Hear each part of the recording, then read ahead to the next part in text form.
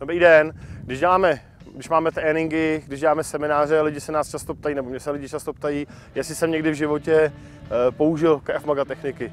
Pravda je, že ano. Dneska si ukážeme vlastně nejčastější techniku, nebo techniku, kterou jsem použil nejvíckrát. V našem pojetí Krav Maga není jenom tupý mlácení, ale zahrnuje mnohem více věcí a má přesah i do běžného života.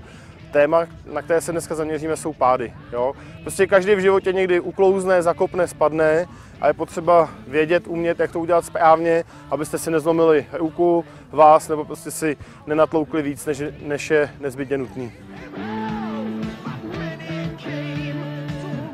Takže první případ, první věc je, kdy se to stane. Je pád vpřed, běžíte dopředu a buď vám někdo, nějaký dobrák vám podrazí nohu, anebo prostě jenom zakopnete, klopítnete, běžíte tak rychle a máte na výběr dvě varianty.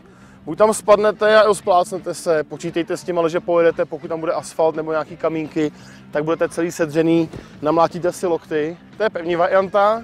A nebo druhá varianta, že to vemete do kotoulu, ten kotoul vám pomůže rozložit tu kinetickou energii, ten náraz nebude tak velký, vy vstanete na nohy, můžete pokračovat dál, nebo se můžete otočit a bojovat s případným agresorem. Takže jak to vypadá? Vy vlastně běžíte, ukážeme si nejdřív tu druhou část, ten konec toho pádu. Já padám, instinktivně tam dáváme ruce před sebe, abych ten náraz tlumil. Ruce jdou tímhle způsobem a pomáhají mi tlumit ten náraz. Hlava nejde dopředu, že bych si ji rozbil, schovává se mezi ramena a já se vlastně překulím tímhle způsobem. A buď pokračuju dopředu, anebo se otočím, abych mohl bojovat. Co děláš, vole? Druhý typ pádu, který si ukážeme, myslím si, že úplně nejčastější, co se vám může stát, nebo co se vám stane, je, že prostě jdete, uklouznete a spadnete do zádu. Jo? Co je potřeba říct, začneme od konce zase. Když ležím, nebo když takhle dopadnu na tu zem, tak první nejdůležitější věc, musíte dát bédu na prsa. Když ji nedáte, tak si takhle klepnete hlavou, hrozí prostě zlomy na spodiny lebeční nebo prostě poškození hlavy. A hlavně to bolí strašně. Jo? Většina lidí nebo spousta netrénovaných lidí tam tu ruku dá tímhle způsobem.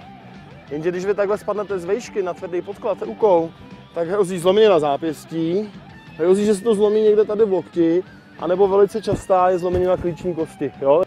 Co musíte udělat je, ruce jsou v úhlu zhruba 45 stupňů, takhle na šikmo, a takhle si odplácnete. Neříkám, že to nebolí, ale vydržet se to dá. A pomůže vám to slumit, rozložit ten váš pád, jo. Takže a třetí věc, zakulacený záda, jo. Běda na prsa, zakulacený záda a tohle z toho odplácnutí.